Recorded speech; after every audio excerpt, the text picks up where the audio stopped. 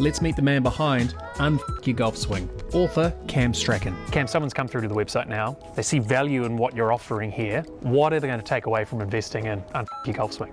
Mate, the big thing is it's all about making the golf swing simple to learn. Yeah. Too many of us crazy golfers, we complicate it, we think too much. We try and incorporate 147.5 things into our swing at once, and our learning system shut down. So it's about getting rid of all the crap and focusing on the one key thing that's going to make the difference, give you power, give you accuracy, and make bloody golf fun again. Mm-hmm. How did you stumble upon this? Way back in 2004, I got lucky and found a New Zealander who was a scientist, a sports scientist, and he said, mate, let's go and study the golf swing at a biomechanical level. Now, I'm not a scientist, I'm a bloody simple mind. Yes. This guy was super smart. I got to work with the smartest people on the planet. We did a major biomechanical study of the swing, and it was phenomenal. Yes. And what I did was I translated all that complication into what I call natural learning. Define natural learning system. What is that? Well, it's pretty much how we learn to do anything. Like a young child learns to walk, and they learn to walk, they learn to throw, we learn to eat. We learn to do all this before we understand language. So it's innate to all of us.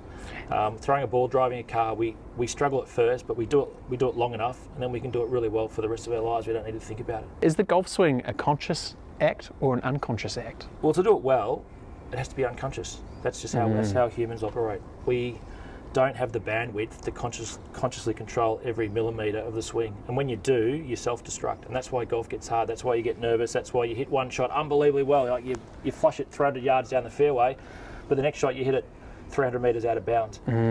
Overloading the learning system is a bad thing to do. Not many people can control it. My research says only 2% of people can really take all that conscious, all that technical advice and make it work for them. Only 2%. So that leaves a lot of people that can't make it work for them. We could argue with various golf scholars around the specifics and the micro, but what is the macro for you? What's the big driving force? Love the question. Probably figured this out in my late 30s and early 40s, but it's finding deeper satisfaction with the game.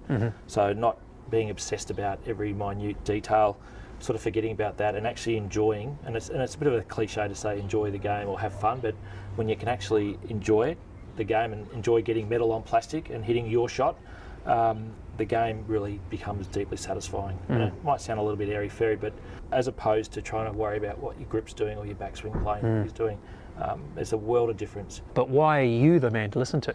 Yeah, it's a good question, and it's because there's a lot of good golf coaches out there. There are good golf coaches, and there's lots of them. Well, I feel I've walked the talk. So I was a young kid, started playing when I was 14. First game I shot 156. My second game, as a 14-year-old, 168 or something. I was worse in my second game, but I was hooked. So I spent a lot of time practicing, but within 12 months, I shot a par round. So I improved very quickly. Whoa. Club champion, and then I won a scholarship. And then the scholarship entailed lots of lessons, and it was then that I started to struggle. So the golf pro, even though he's a great guy, he basically me. How to hold the club, Cameron, how to stand, how to swing, lost the plot. And my dad said, mate, this is rubbish. You're playing so well, you're hitting the ball so well, just, off the golf coaches and go back to what you're doing. And that was the start of it. And at the same time, or a similar time, one of the members in my club gave me a book called The Inner Game of Golf. And that started on my journey of natural learning. So long story short, I stopped all the rubbish and I went on a bit of a tear, 14 rounds in a row of par or better.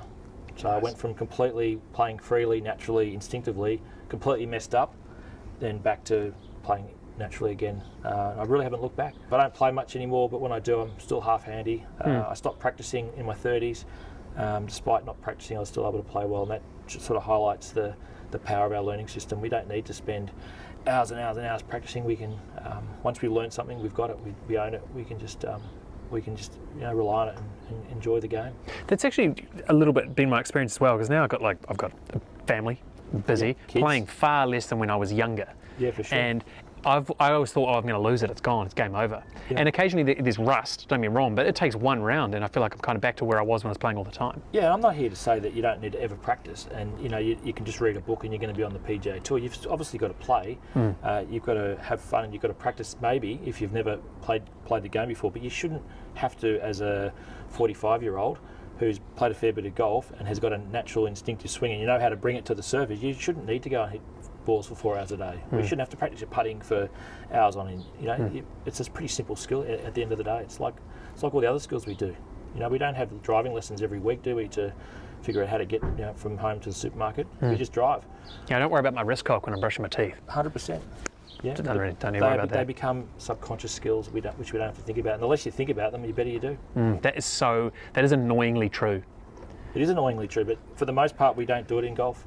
We actually want to consciously, we think we can outthink our learning system. We think we can bypass it, but my research and my experience says you can't. Yeah, it's a horrible negative feedback loop, but then you can have a real positive feedback loop as well. Well, like but a broken clock can be right twice a day, as the famous saying goes.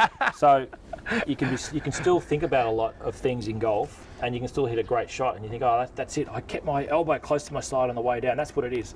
But then you keep trying that, and then you hit a shank or a pull hook, and then what do? You're forced to find something else, and then it's a vicious feedback loop. How much feedback on a weekly basis are you getting? It's unbelievable. Up until this point, I've been doing it all myself. I've actually had to employ someone to help me keep up with it all. Wow. It's amazing. I could probably bring one up. I've just got we get so many, it's bloody quite, I've got a whole folder. Yeah, I've got one here. Cameron, thank you so much for helping me my golf swing. I'm 49 years old and decided to pick up a golf club about 4 years ago. I went out and played without lessons, just learned from random advice on the course. Was doing well. I'm okay with bogey golf, looking to have fun, not win tournaments or join the LPGA. Was feeling good until that fateful moment when a girl in my group said, "What's happening with your backswing? Your grip is all wrong, you better go and get some lessons." He had videotapes of me, he talked about hip rotation, your grip is bad. He had me overthinking that I almost got to the point where I wanted to give up. Wow. And that's very common. Yes. You try so hard that you want to give up. I would have anxiety even looking at my 6 or 7 iron, let alone hit it.